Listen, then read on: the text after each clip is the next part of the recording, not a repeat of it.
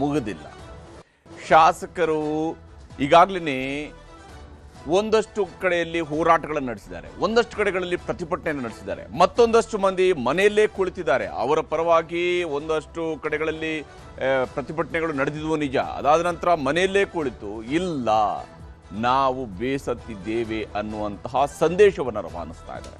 ಇದರಿಂದಾಗಿ ಕಾಂಗ್ರೆಸ್ ನಾಯಕತ್ವ ಕೂಡ ಇವೆಲ್ಲವನ್ನು ಕೂಡ ಹೇಗೆ ಮ್ಯಾನೇಜ್ ಮಾಡಿಕೊಳ್ಬೇಕು, ಹೇಗೆ ಮನವೊಲಿಕೆ ಮಾಡಬೇಕು, ಯಾವ ಸ್ವರೂಪದಲ್ಲಿ ಎಲ್ಲರನ್ನು ಕೂಡ ವಿಶ್ವಾಸಕ್ಕೆ ತೆಗೆದುಕೊಳ್ಬೇಕು. ಯಾಕಂದರೆ ಅಂತಿಮವಾಗಿ ಒಂದು ಮನೆಯಲ್ಲಿ ಒಂದು ಮುನಿಸು ಬಂದಾಗ ಅದನ್ನು ಹೇಗೆ ಸರಿಪಡಿಸಬೇಕು, ಹಾಗೆಯೇ ಒಂದು ಪಕ್ಷವೂ ಕೂಡ ಯಾರಿಗೆ ಅವಕಾಶ ಸಿಕ್ಕಿಲ್ವೋ ಅಂಥವರನ್ನು ವಿಶ್ವಾಸಕ್ಕೆ ತೆಗೆದುಕೊಳ್ಬೇಕಾಗಿರುವಂಥದ್ದು ಪಕ್ಷದ ಜವಾಬ್ದಾರಿ ಆಗುತ್ತೆ.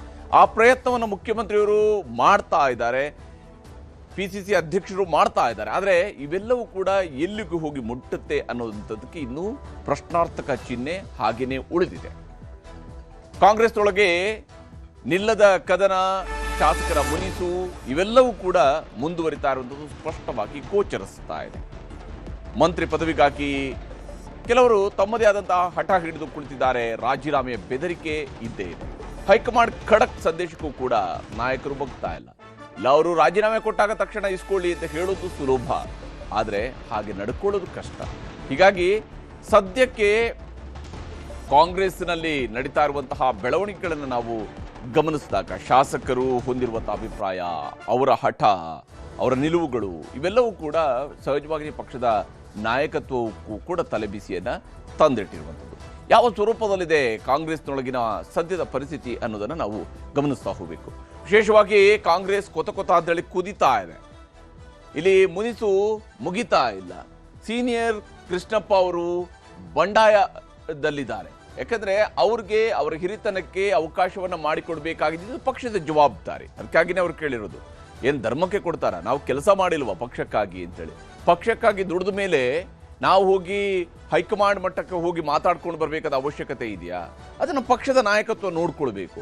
ಯಾರೋ ಅವರ ಹಿಂದೆ ಹೋಗಿ ಲಾಬಿ ಮಾಡ್ತಾರೆ, ಯಾರೋ ಹೋಗಿ ಕೇಳ್ತಾ ಇರ್ತಾರೆ, ಪ್ರತಿನಿತ್ಯ ಮುಖ ತೋರಿಸ್ತಾ ಇರ್ತಾರೆ, ಅಂಥವ್ರಿಗೆ ಮಾತ್ರ ನೀವು ಮಂತ್ರಿ ಮಾಡ್ತಾ ಹೋಗೋದಿದ್ರೆ ಹಿರಿತನಕ್ಕೆ ಎಲ್ಲಿದೆ ಬೆಲೆ ಅನ್ನುವ ಪ್ರಶ್ನೆಯನ್ನ ಕೃಷ್ಣಪ್ಪ ಅವರು ಇರ್ತಿದ್ದಾರೆ. ಯಾಕಂದ್ರೆ ಅವರು 4 ಬಾರಿ ಶಾಸಕರಿದ್ದಾರೆ, ಅವರ ಮಗ 3 ಬಾರಿ ಶಾಸಕರಿದ್ದಾರೆ. ಹೀಗಿರುವಾಗ ನಮಗೆ ಇನ್ನೂ ಎಷ್ಟು ಬಾರಿ ನಾವು ಕಾಯಬೇಕು, ಎಲ್ಲಿವರೆಗೆ ಕಾಯಬೇಕು? ಅಥವಾ ಪಕ್ಷದ ಕೆಲಸವನ್ನ ಮಾಡದೇ ಇದ್ರೆ ಸರಿ, ಪಕ್ಷದ ಕೆಲಸವನ್ನು ಮಾಡಿ ಸಚಿವರಾಗಿ ಒಳ್ಳೆಯ ಕೆಲಸ ಮಾಡಿ ನಮ್ಗೆ ಯಾಕೆ ಅವಕಾಶ ಕೊಡ್ತಿಲ್ಲ ಅನ್ನೋಂಥದ್ದು ಕೇಳ್ತಿದ್ದಾರೆ.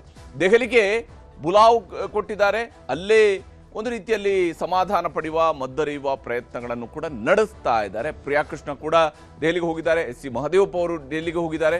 ಇದರಲ್ಲಿ ಪ್ರಿಯಾಕೃಷ್ಣ ಅವರು ಪ್ರತ್ಯೇಕವಾಗಿ ದೆಹಲಿಗೆ ಹೋಗಿದ್ದು ಹೈಕಮಾಂಡ್ ನಾಯಕರ ಜೊತೆಗೆ ಮಾತುಕತೆಯನ್ನ ನಡೆಸೋದಕ್ಕಾಗಿಯೇ ಅವ್ರನ್ನ ಅಲ್ಲಿ ಕರೆಸ್ಕೊಳ್ಳಲಾಗಿದೆ. ಮಿಸ್ ಆದವರೊಂದಿಗೆ CM ಅವರು ಕೂಡ ಸಂಧಾನ ಮಾಡ್ತಾ ಇದ್ದಾರೆ. ಮುಖ್ಯಮಂತ್ರಿಗಳು ಕೂಡ ಖುದ್ದು ಅಖಾಡಕ್ಕೆ ಇಳಿದಿದ್ದಾರೆ. ಯಾಕಂದರೆ ಟ್ರಬಲ್ ಶೂಟರ್ ಅಧಿಕಾರದಲ್ಲಿರುವಾಗ ಅವರಿಗೆ ಟ್ರಬಲ್ ಕ್ರಿಯೇಟ್ ಆದಾಗ ಅದನ್ನು ಅವರು ಟ್ರಬಲ್ ಶೂಟ್ ಮಾಡಲೇಬೇಕು. ಅದವರ ಬಹಳ ಗುರುತರವಾದಂತಹ ಜವಾಬ್ದಾರಿ ಆಗುತ್ತೆ. ಈ ನಿಟ್ಟಿನಲ್ಲಿ ಅವರು ಪ್ರಯತ್ನಗಳನ್ನು ಮಾಡ್ತಾ ಇದ್ದಾರೆ. ಇಲ್ಲಿ ಸಿದ್ದರಾಮಯ್ಯನವರ ಮೊರೆ ಹೋಗಿದ್ದಾರೆ. ಯಾಕಂದರೆ ಸಿದ್ದರಾಮಯ್ಯನವ್ರ ಜೊತೆಗೂ ಕೂಡ ಮಾತುಕತೆಯನ್ನು ನಡೆಸಲೇಬೇಕಾಗತ್ತೆ. ಅವ್ರ ಜೊತೆಗೂ ಕೂಡ ಅವರು ಕೂಡ ಒಂದು ಸ್ವಲ್ಪ ಮಟ್ಟಿಗೆ ಬೇಸರದಲ್ಲಿ ಇರುವಂಥದ್ದು ಸ್ಪಷ್ಟವಾಗಿ ಗೋಚರಿಸಿದೆ.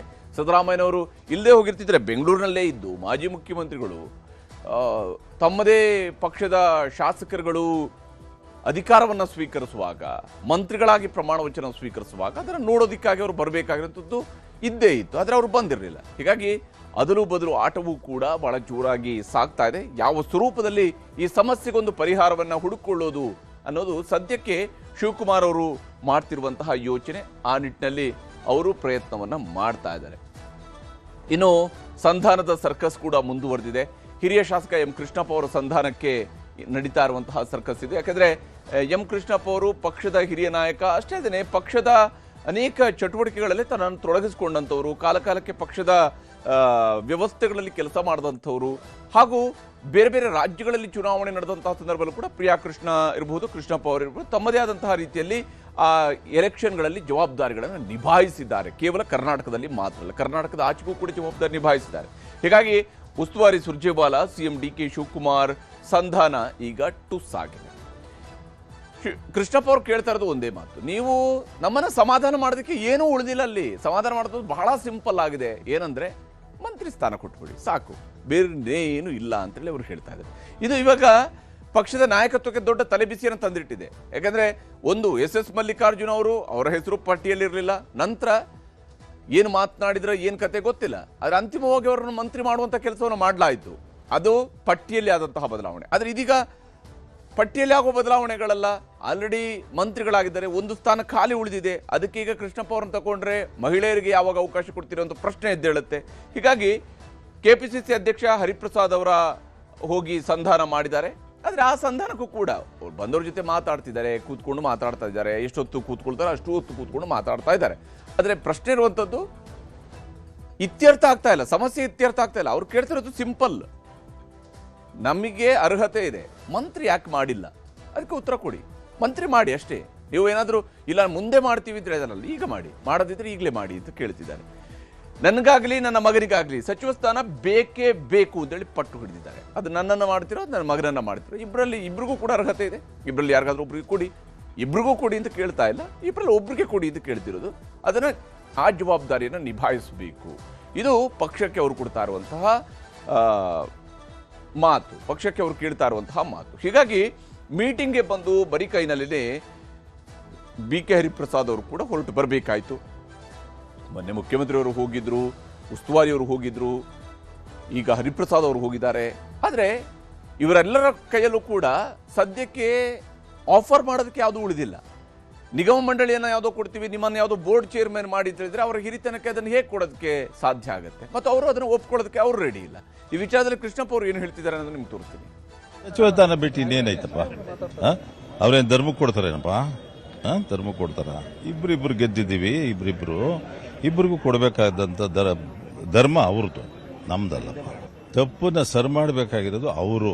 ಮಾಡ್ತೀವಿ ಅಂತ ಹೇಳಿದ್ದಾರೆ, ಅದೇನು ಮಾಡ್ತಾರೆ ನೋಡೋಣ. ಅಷ್ಟು ಬಿಟ್ಟರೆ ನಾವು ಅಲ್ಲಿ ಅದಿದೆಯಾ ಅವೆಲ್ಲ ಏನೂ ಇಲ್ಲದೆ ಇಬ್ಬರಿಬ್ರು ಗೆದ್ದಿರೋರಿಗೆ ಯಾಕೆ ಕೊಟ್ಟಿಲ್ಲ ಅವರು? ಎಷ್ಟು ಸರ್ತಿ ಮೋಸ ಮಾಡೋದು? ಹೀಗೆ ಬಹಳ ಸ್ಪಷ್ಟವಾಗಿ ಅವರು ಪ್ರಶ್ನೆಗಳನ್ನು ಪಕ್ಷದ ನಾಯಕತ್ವಕ್ಕೆ ಕೇಳ್ತಾ ಇದ್ದಾರೆ. ಮಾತುಕತೆಯ ನಂತರನೇ ಅವ್ರು ಹೇಳ್ತಾ ಇರುವಂತಹ ಮಾತುಗಳಿವು. ಇವರೆಲ್ಲ ಬಂದು ಸಂಧಾನದ ಮಾತುಕತೆಗೆ ಬಂದಿದ್ದಾರಲ್ಲ, ಅದಾದ ನಂತರ ಅವ್ರು ಕೇಳ್ತಾ ಇರುವಂತಹ ಪ್ರಶ್ನೆ ಇದು, ಎಷ್ಟು ಬಾರಿ ಮೋಸ ಮಾಡೋದು ಅನ್ನುವಂತಹ ವಿಚಾರಗಳನ್ನು ಕೇಳ್ತಿದ್ದಾರೆ. ಆದರೆ ಬಿ ಕೆ ಹರಿಪ್ರಸಾದ್ ಅವರು ಈ ವಿಚಾರದಲ್ಲಿ ಏನು ಹೇಳಿದ್ದಾರೆ ಅಂತ ನೋಡ್ತೀವಿ. ಯಾವುದೇ ರೀತಿಯ ಅಸಮಾಧಾನ ಇಲ್ಲ. ಇಬ್ಬರೂ ಸಹ ಕಾಂಗ್ರೆಸ್ ಅಲ್ಲಿ ಕೆಲಸ ಮಾಡಿರೋರು. ಹೈಕಮಾಂಡ್ ಏನು ತೀರ್ಮಾನ ತಗೋತಾರೆ ಅದಕ್ಕೆಲ್ಲ ನಾವು ಬದ್ಧರು ಅಂತ ಹೇಳಿದ್ದಾರೆ. ಅವ್ರಿಗಾಗಿರೋ ನೋವು ಈಗಾಗಲೇ ಸುರ್ಜೇವಾಲಾ ಅವರ ಮುಖಾಂತರ ರಾಹುಲ್ ಗಾಂಧಿ ಅವರು ತಿಳಿಸಿದ್ದಾರೆ. ರಾಹುಲ್ ಗಾಂಧಿ ಅವರು ಇನ್ನು ಕೆಲವು ದಿನದಲ್ಲಿ ಅವ್ರ ಹತ್ರನೇ ನೇರವಾಗಿ ಮಾತಾಡೋ ಅವಕಾಶಗಳಿದೆ. ಅವರೇ ಮಾತಾಡಿ ಅವ್ರನ್ನ ಸಮಾಧಾನ ಮಾಡ್ತಾರೆ ಅನ್ನೋದು ನನ್ನ ನಂಬಿಕೆ. ಅಷ್ಟರವರೆಗೂ ಇವರು ಸಹ ಪಕ್ಷಕ್ಕೆ ಯಾವುದೇ ರೀತಿ ತೊಂದರೆ ಆಗದ ರೀತಿ ನಡ್ಕೊಂಡಿದ್ದಾರೆ. ಅದು ಒಂದು ಬಹಳ ಸಂತೋಷ. ಆದ್ರಿಂದ ಎಲ್ರಿಗೂ ಸಹ ಇಷ್ಟೊಂದು ಸೀನಿಯರ್ ಇದ್ದಾಗ, ಹಿರಿಯರು ಇದ್ದಾಗ ಅವ್ರಿಗೆ ಅನ್ಯಾಯ ಆದಾಗ ಅವ್ರಿಗೆ ಬೇಸರ ಆಗೋದು ನಿಜ, ಅವ್ರ ಜೊತೆ ಇರೋರ್ಗೆ ಬೇಸರ ಆಗೋದು ನಿಜ. ಹೀಗೆ ಬೇಸರದ ವಿಚಾರದಲ್ಲಿ ಒಪ್ಪಿಗೆ ಅಂತೂ ಎಲ್ರಿಗೂ ಇದೆ, ಸಮ್ಮತಿ ಇದೆ. ಬೇಸರ ಆಗಿರೋದು ನಿಜ ಅಂತೇಳಿ ಒಪ್ಪುತ್ತೆ. ಪರಿಹಾರ ಹೇಗೆ ಹುಡುಕ್ತಾರೆ, ಇದು ಪ್ರಶ್ನೆ ಇರುವಂಥದ್ದು. ಇನ್ನು ಹೈಕಮಾಂಡ್ ಕೂಡ ಬುಲಾವ್ ಕೊಟ್ಟಿದೆ. ಈಗಾಗಲೇ ಸಚಿವ ಸ್ಥಾನ ವಂಚಿತರ ಬಂಡಾಯದ ಒಳಬೇಗುದಿಯೂ ಕೂಡ ಕಾಂಗ್ರೆಸ್ ಪಕ್ಷವನ್ನು ಅಲುಗಾಡಿಸ್ತಾ ಇರುವಂಥದ್ರಲ್ಲಿ ಯಾವುದೇ ಅನುಮಾನಗಳು ಇಲ್ಲ.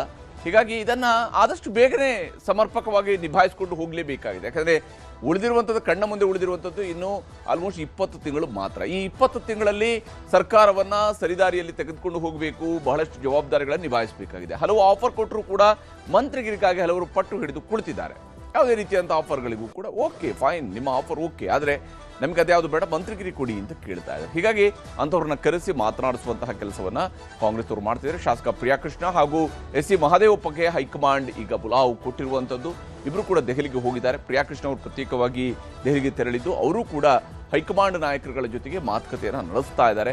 ವರಿಷ್ಠರನ್ನ ಭೇಟಿಯಾಗಿ ಸಮಾಲೋಚನೆ, ಅಲ್ಲೇ ಇವೆಲ್ಲದಕ್ಕೂ ಕೂಡ ಮದ್ದು ಸಿಗುವಂತಹ ಸಾಧ್ಯತೆ ಇದ್ದೇ ಇದೆ. ಯಾವ ಸ್ವರೂಪದ ಮದ್ದು ಗೊತ್ತಿಲ್ಲ, ಅಧಿಕಾರವನ್ನೇ ಕೊಡ್ತಾರಾ ಅಥವಾ ಹೇಗೆ, ಯಾವ ಸ್ವರೂಪದಲ್ಲಿ ನಿಭಾಯಿಸ್ತಾರೆ, ಪರಿಸ್ಥಿತಿಯನ್ನು ನಿಭಾಯಿಸೋದಕ್ಕೆ ಇರುವಂಥ ಆಪ್ಷನ್ಸ್ ಏನೇನಿದೆ ಅನ್ನೋದನ್ನು ನೋಡಬೇಕು. ಇದರಲ್ಲಿ ಅದಲು ಬದಲು ಆಟದ ಸಾಧ್ಯತೆಯೂ ಕೂಡ ಗೋಚರಿಸ್ತಾ ಇರುವಂಥದ್ದು. ಅಂದರೆ ಈಗಿರುವಂತಹ ಮಂತ್ರಿಗಳಲ್ಲಿ ಹೇಗೆ ಇಡೀ ಸಂಪುಟವನ್ನು ಮತ್ತೊಮ್ಮೆ ರೀಸ್ಟ್ರಕ್ಚರ್ ಮಾಡೋದಕ್ಕೆ ಹೊರಡ್ತಾರಾ ಅನ್ನೋದ್ರ ಬಗ್ಗೆ ಒಂದು ಅನುಮಾನ ಇದ್ದೇ ಇದೆ. KH ಮುನಿಯಪ್ಪ ಅವ್ರನ್ನ ಕೈಬಿಟ್ಟು ಅವರ ಬದಲಿಗೆ ರೂಪಕಲಾ ಶಶಿಧರ್ ಅವರಿಗೆ ಅವಕಾಶವನ್ನು ಮಾಡಿಕೊಟ್ರೆ ಆವಾಗ ಮಹಿಳೆಗೂ ಅವಕಾಶ ಕೊಟ್ಟಂಗಾಗತ್ತೆ, ದಲಿತ ಎಡಗೈ ಸಮುದಾಯಕ್ಕೂ ಕೂಡ ಅವಕಾಶವನ್ನು ಮಾಡಿಕೊಟ್ಟಂಗಾಗತ್ತೆ. ಹೀಗಾಗಿ ಅಲ್ಲಿ ರೂಪಕಲಾ ಶಶಿಧರ್ ಅವ್ರನ್ನ ಅವಕಾಶ ಸೃಷ್ಟಿಸುವಂತಹ ಸಾಧ್ಯತೆಯು ಗೋಚರಿಸ್ತಾ ಇದೆ. ಆವಾಗ ಒಂದು ಖಾಲಿ ಸ್ಥಾನವನ್ನ ಬೇರೆಯವರ ಮೂಲಕವಾಗಿ ತುಂಬೋದಕ್ಕೆ ಅವಕಾಶ ಇರುತ್ತೆ. ಇಲ್ಲಿ ಸಹಜವಾಗಿಯೇ ಖಾಲಿ ಆಗುವಂತಹ ಒಂದು ಸ್ಥಾನ ಬದಲಿಗೆ ಅದಲು ಬದಲು ಮಾಡಿಕೊಳ್ಳುವಂತಹ ಸಾಧ್ಯತೆಯು ಕೂಡ ಗೋಚರಿಸ್ತಾ ಇರುವಂಥದ್ದು. ಹಾಗೆಯೇ ಬಿ ನಾಗೇಂದ್ರ ಅವ್ರನ್ನ ಒಂದು ವೇಳೆ ಕೈ ಬಿಡುವಂಥದ್ದು ಹೌದು ಅಂತ ಹೇಳಿದ್ರೆ ಆವಾಗ ಅನ್ನಪೂರ್ಣ ತುಕಾರಾಮ್ ಅವರಿಗೆ ಅವಕಾಶವನ್ನ ಮಾಡಿಕೊಡೋದಕ್ಕೆ ಸಾಧ್ಯತೆ ಇರುವಂಥದ್ದು. ಯಾಕಂದ್ರೆ ನಾಗೇಂದ್ರ ಮತ್ತೊಮ್ಮೆ ಮಂತ್ರಿಯಾಗಿದ್ದಾರೆ ನಿಜ, ಆದರೆ ಅವರು ಮಂತ್ರಿ ಆಗ್ತಾ ಇದ್ದಂತೆಯೇ ಬಿಜೆಪಿಯವರು ಬೀದಿಗಿಳಿದು ಹೋರಾಟವನ್ನು ಕೂಡ ಶುರು ಮಾಡ್ತಾ ಇದ್ದಾರೆ. ಹೀಗಾಗಿ ಸರ್ಕಾರ ಈಗ ತತ್ಕ್ಷಣಕ್ಕೆ ಈ ಮುಜುಗರದಿಂದ ತಪ್ಪಿಸ್ಕೊಂಡು ಹೋಗೋದು ಕೂಡ ಅವ್ರಿಗೆ ಇರುವ ಅನಿವಾರ್ಯತೆ ಇದೆ. ಹೀಗಾಗಿ ನಾಗೇಂದ್ರ ಅವ್ರನ್ನ ಕೈ ಬಿಟ್ಟು ಅನ್ನಪೂರ್ಣ ತುಕಾರಾಮ್ ಅವರಿಗೆ ಮತ್ತೆ ಅವಕಾಶವನ್ನ ಸೃಷ್ಟಿ ಮಾಡಿ ಕೊಡ್ತಾರಾ, ಈ ಒಂದು ಅನುಮಾನ ಇದೆ. ಇದು ಕೂಡ ಒನ್ಸ್ ಅಗೇನ್ ಈ ರೀತಿಯಾಗಿ ಆದಾಗ ಸಮುದಾಯದ ರೆಪ್ರೆಸೆಂಟೇಷನ್ ಸಿಕ್ಕಿದಂಗೂ ಆಗುತ್ತೆ. ಹಾಗೆಯೇ ಮಹಿಳಾ ಕೋಟವನ್ನು, ಯಾಕಂದ್ರೆ ಅವ್ರಿಗೆ ಮಹಿಳಾ ಕೋಟವನ್ನು ಈ ಮೂಲಕ ತುಂಬಿಕೊಳ್ಬೇಕು ಅನ್ನುವ ಯೋಚನೆಯೊಂದು ಬಂದಂಗೆ ಕಾಣ್ತಾ ಇದೆ. ಈ ನಿಟ್ಟಿನಲ್ಲಿ ಪ್ರಯತ್ನಗಳು ಸಾಗ್ತಾ ಇದ್ದಾವೆ. ಏನೇನು ಹೇಳ್ತಿದ್ದಾರೆ ಅನ್ನೋದನ್ನು ನಿಮಗೆ ತೋರಿಸ್ತೀನಿ. ಕಮಾಂಡ್ ಏನು ನಮಗೆ ಮುಂದಿನ ನಿಮಗೆ ಸಚಿವ ಸಂಪುಟದಲ್ಲಿ ಸ್ಥಾನಮಾನ ಕೊಡ್ತೀವಿ, ಮನೆಯವರಿಗೆ ಯಾರಿಗಾದ್ರೂ ಟಿಕೆಟ್ ಕೊಡ್ತೀವಿ ಅನ್ನೋದಕ್ಕೆ ನಾವು ಈಗ ಹೈಕಮಾಂಡ್ಗೆ ಪ್ರಶ್ನೆ ಆಗಿತ್ತು. ಇದು ಬಳ್ಳಾರಿ ಜಿಲ್ಲೆ ಗೆಲ್ಲೇಬೇಕಂತಕ್ಕಂಥದ್ದು. ನಾವು ಅದಕ್ಕೋಸ್ಕರ ಪಕ್ಷಕ್ಕೋಸ್ಕರ ತ್ಯಾಗ ಮಾಡಿದ್ದು. ತುಕಾರಾಮ್ ಅವ್ರ ಸ್ವಂತ ವೈಯಕ್ತಿಕ ಏನು ನಾವೇನು ಕೇಳಿದ್ದಿಲ್ಲ. ಅದನ್ನ ಮಾಡ್ಬೋದು, ಅವರು ಅರ್ಹರಿದ್ದಾರೆ. ಆಮೇಲೆ ನಮ್ಮ MP ಸಾಹೇಬರು ಒಂದು ಧರ್ಮಪತ್ನಿ ಆಗಿದ್ದಾರೆ. ಅವರು ಕೂಡ ಅವ್ರಿಗೆಲ್ಲ ಕೂಡ ಈ ಭಾಗದ ಎಲ್ಲರೂ ಕೂಡ ಅವರು ಮಾಜಿ ಮಂತ್ರಿ ಆಗಿದ್ದಾರೆ, ಎಕ್ಸ್ಪೀರಿಯನ್ಸ್ ಇದೆ. ಅದರಲ್ಲಿ ಏನು ತಪ್ಪಿಲ್ಲ, ಮಾಡ್ಬೋದು. ಮಹಿಳಾ ಕೂಟದಲ್ಲಿ 2 ಕೇಳೋಣ ಅಂತ, ಅದರಲ್ಲಿ ಏನು ತಪ್ಪಿದೆ. ಹೀಗೆ ಅವಕಾಶಗಳ ಬಗ್ಗೆ ಚರ್ಚೆಗಳು ಆಗ್ತಾ ಇದ್ದಾವೆ.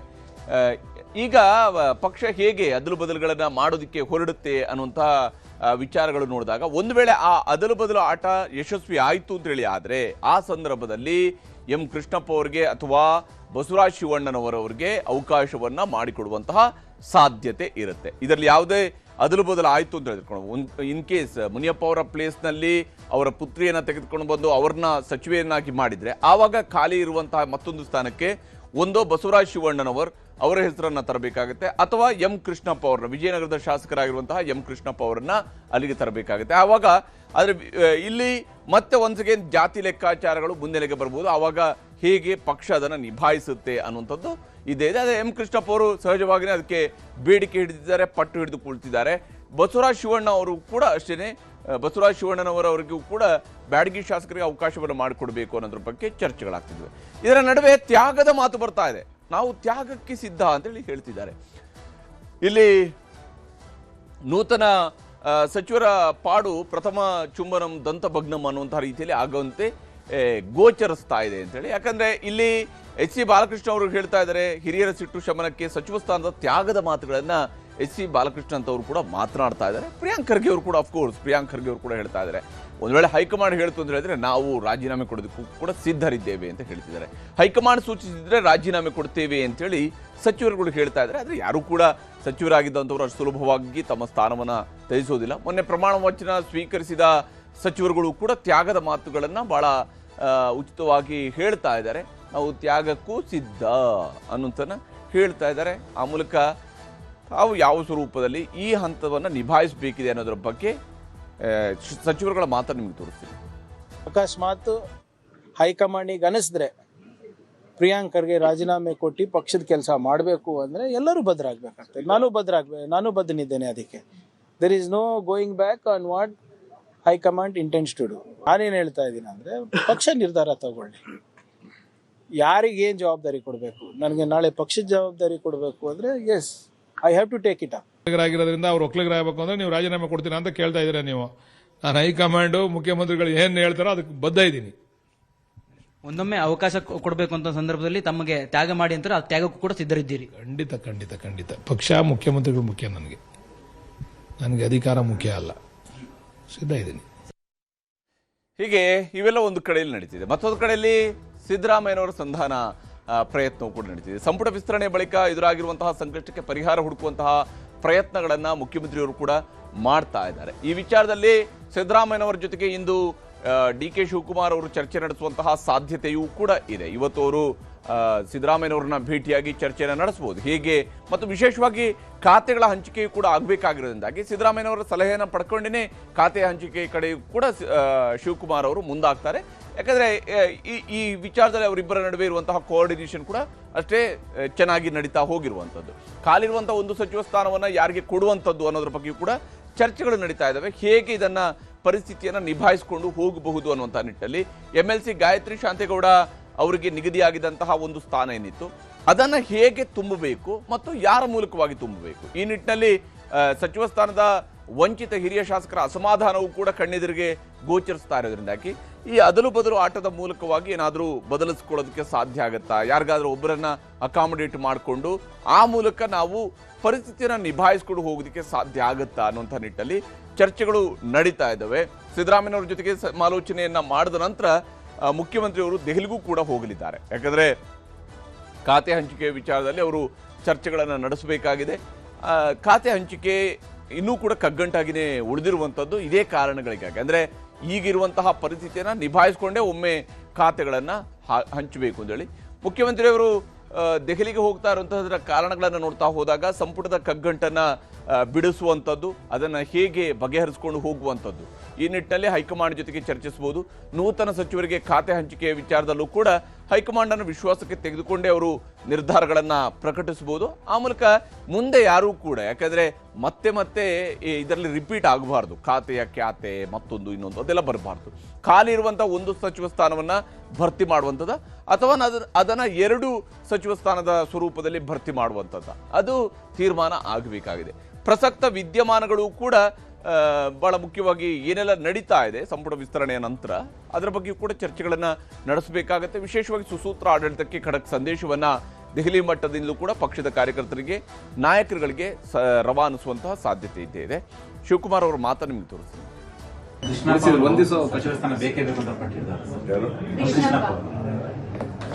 ತಪ್ಪೇನಿಲ್ಲ, ಕೇಳ್ತಾರೆ, ಎಲ್ಲರೂ ಕೇಳ್ತಾರೆ.